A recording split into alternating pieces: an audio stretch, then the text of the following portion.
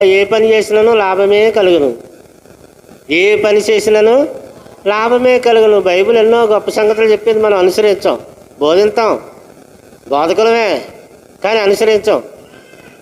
చెప్పడం చెప్తాం, బోధకులమే. పాస్టర్ అమ్మ కావచ్చు, పాస్టర్ కావచ్చు, చెప్తారు కానీ చేయరు. అలాగుంది మన పరిస్థితి. దేవుని పిల్లలారా ఆలోచన చేయండి. కాబట్టి పరిశుద్ధులు అక్కరలో ఏం చేయమన్నాడు? పాలు పంపులు పొందుచు శ్రద్ధగా ఆదిత్యం ఇవ్వండి. పరిశుద్ధులు అక్కరలో ఏం చేయాలట? అంటే వాళ్ళకి సహాయ సహకారాలు అందించడం గురించి చెప్తున్నాడు. కొరింథీ 2వ పత్రిక 9వ అధ్యాయము 15వ వచనం. కొరింథీ 2వ పత్రిక తీయండి, బైబిల్ ఉన్న వాళ్ళందరూ.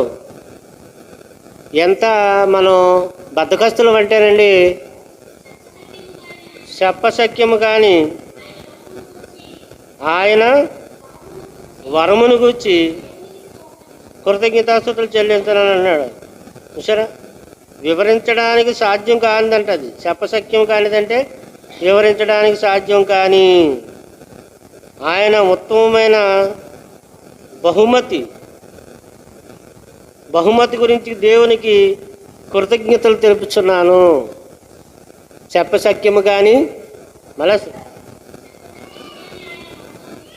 వరం అంటే గిఫ్ట్ ఆఫ్ గాడ్, దేవుని యొక్క బహుమానం.